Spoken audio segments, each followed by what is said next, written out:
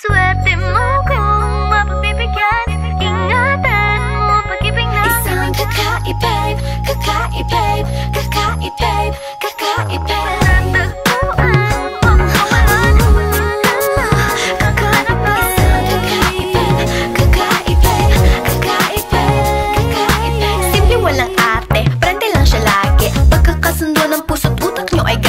Kayang sumabay sa trip ng inyong tropa. Siya pa yata makatatalo sa'yo sa Dota. Di ka pahihirapan pa akyatin ng ligaw. Kahit ang kaya mong ipakain na nga isa. Huwag kang magkakamali na pag-isipan siya ng G. Wala lang talagang kaso sa kanya kung mag-G. Marunong maglaba kahit wala sa itsura.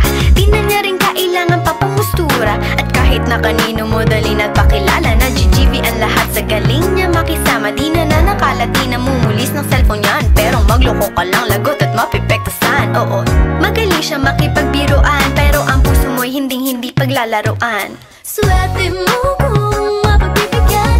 Ingatan mo ang pag-ibig na isang kakaibig, kakaibig, kakaibig, kakaibig. Panatagpuan mo pagkawalan. Minsan lang makahanap ng isang kakaibig, kakaibig, kakaibig, kakaibig. Simple lang pumorma pero swabe ang dating. Sa lahat yata ng bagay hanip, grabe ang galing. Chick na mahin, hindi makabasag pinggan. Pero sa basketball tambak, hindi ka papagbigyan. Di na niya kailangan ng gayuma para puso mo ay kanyang makuha. Di rin siya yung tipo ng babae na pantrip lang. Kung maluloko ka, mag-isip ka, please lang. Ang ganda niya sapat para mapakanta ka ng masaya na ang lahat.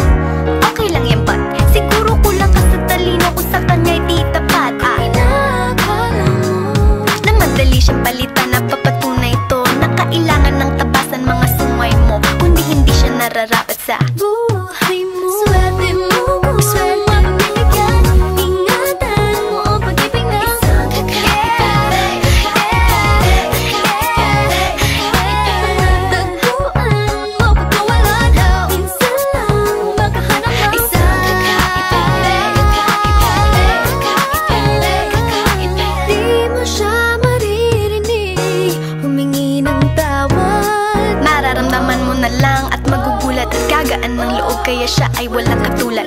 Di siya yung babae na masasabing tipikal.